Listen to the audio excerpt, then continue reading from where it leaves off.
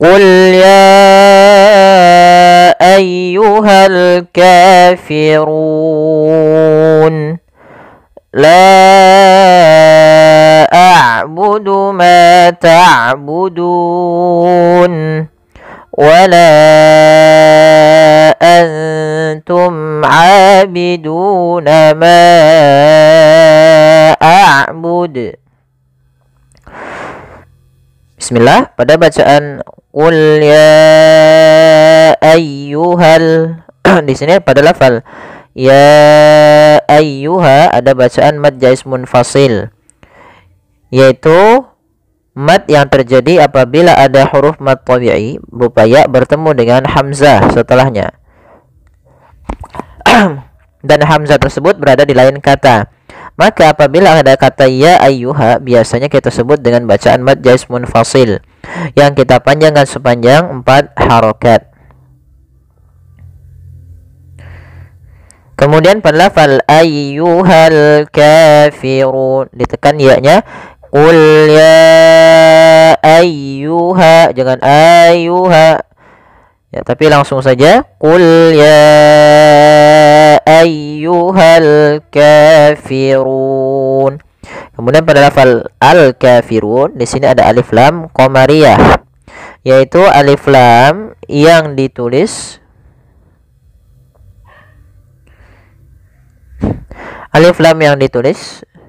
dan dibaca lamnya dengan jelas, maka dia namanya alif lam qamariyah.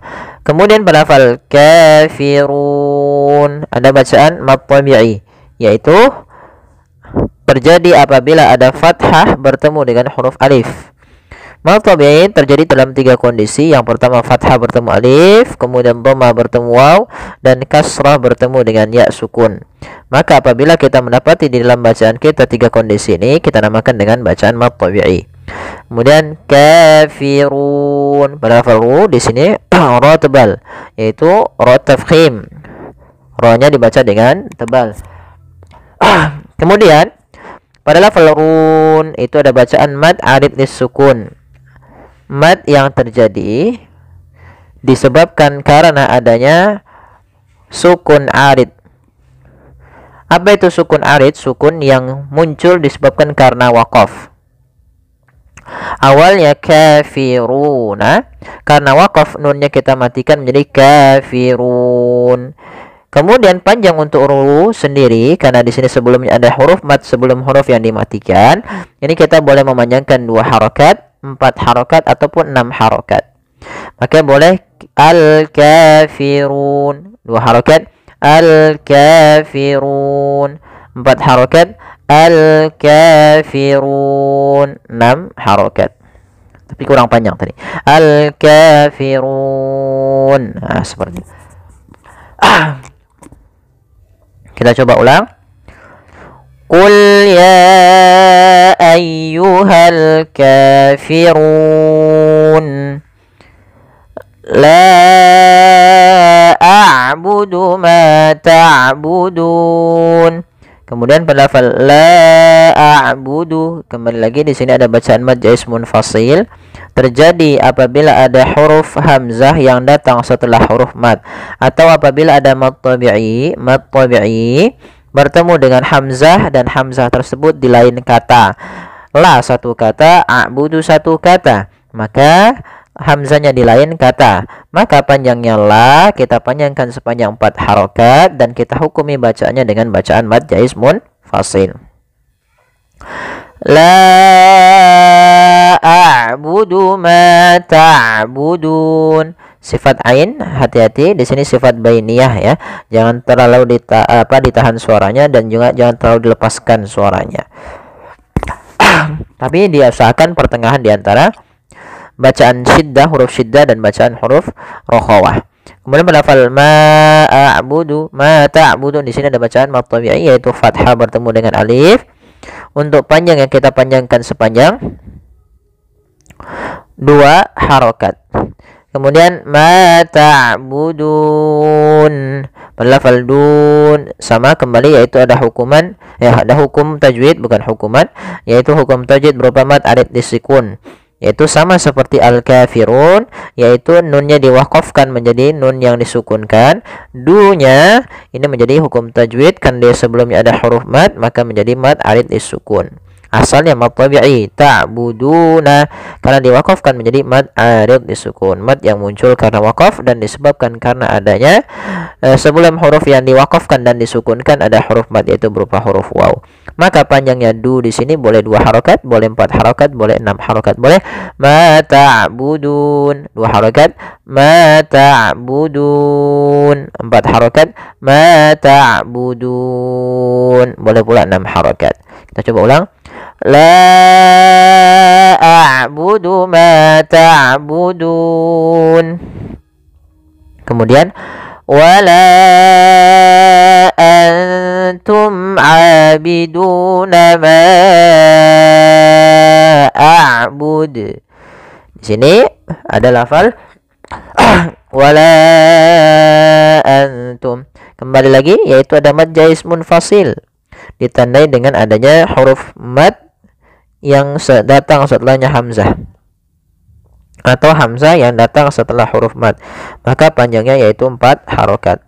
Kemudian pelafal antum, di sini ada bacaan ikhfa berupa nun sukun bertemu dengan huruf ta.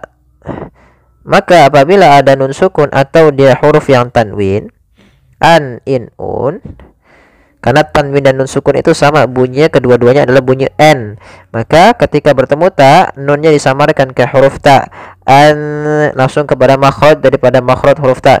Wala antum, ya seperti itu. Kemudian pada lafal mim mati bertemu huruf ain, di sini ada bacaan yaitu izhar syafawi.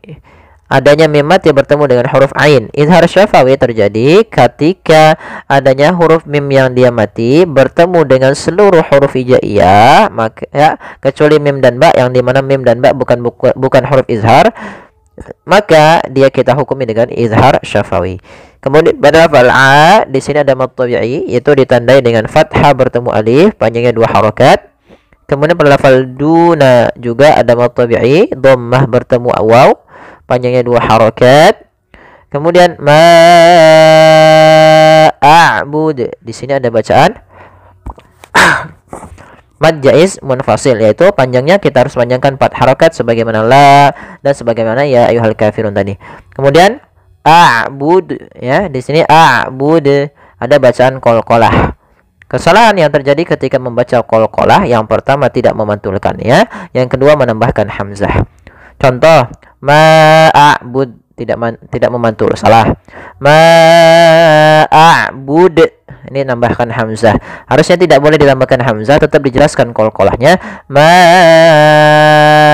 Ma'abud, ya, bud, ya seperti itu. Kita coba ulang. Wala antum 'abiduna ma a'bud. Kita coba ulang.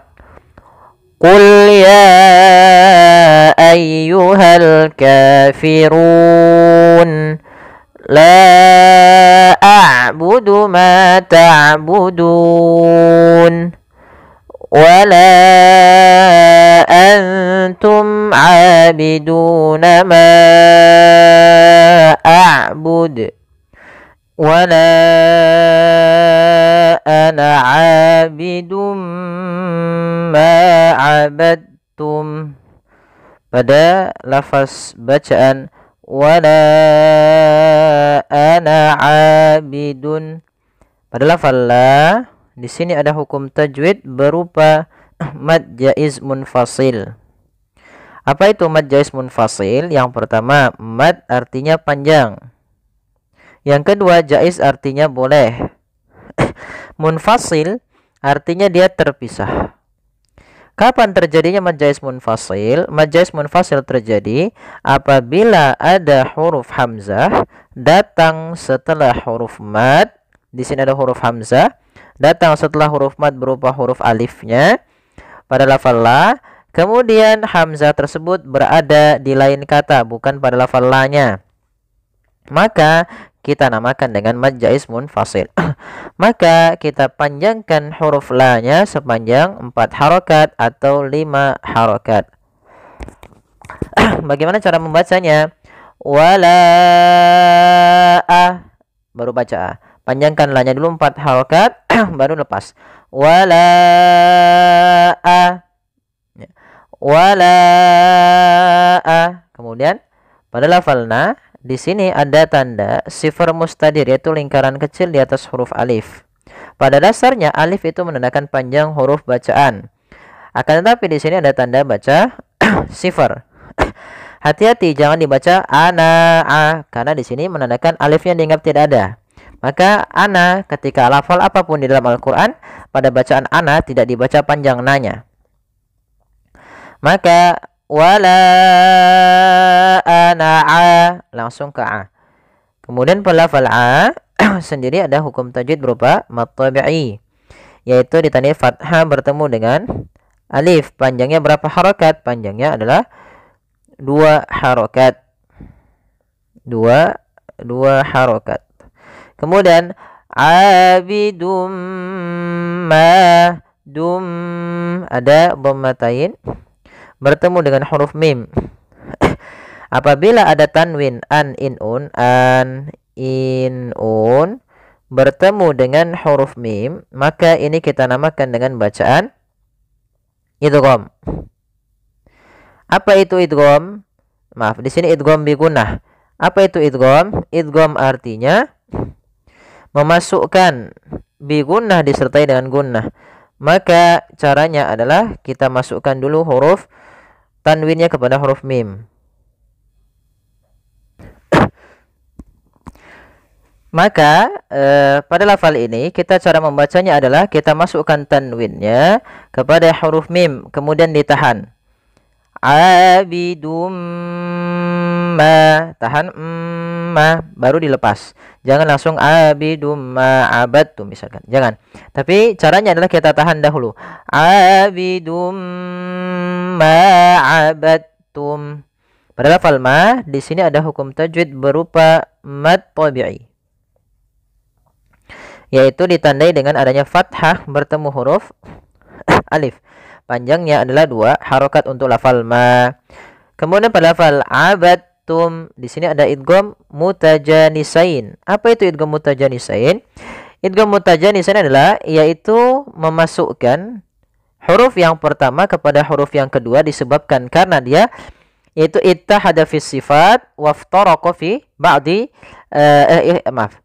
ittahada fil makhraj waftaraqa fi ba'di fi ba'di as-sifat, yaitu apabila ada huruf yang sama makhrajnya itu mutajanisain tapi beda sifatnya, beberapa sifatnya berbeda, yaitu antara huruf dal dan ta.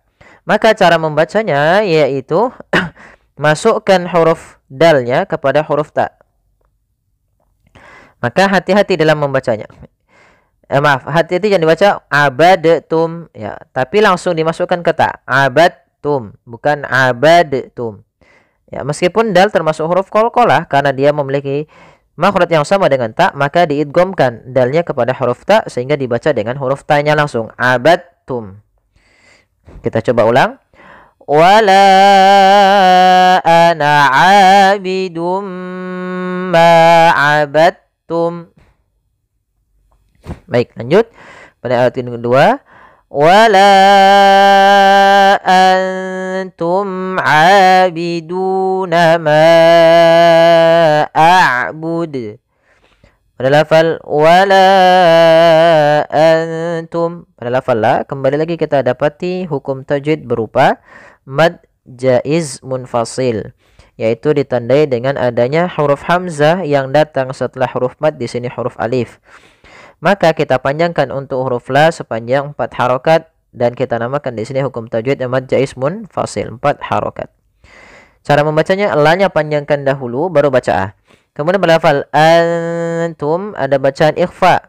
Nah, di sini ikhfa yaitu ditandai dengan adanya nun sukun atau tanwin bertemu dengan huruf ikhfa yang 15. Di sini bertemu dengan ta yang mana tak termasuk salah satu huruf ikhfa. Maka cara membacanya samarkan kepada huruf ta. nun makhrajnya di langit-langit, ujung lidah menempelkan dengan langit-langit. Maka makhraj huruf ta mendekati huruf nun, maka dinamakan di sini dengan ikhfa aqrab. Ikhfa yang agak cukup dekat dengan huruf ta itu sendiri. Maaf, huruf nun itu sendiri.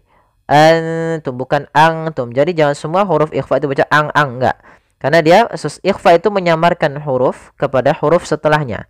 Yaitu nunnya disamarkan kepada huruf ta.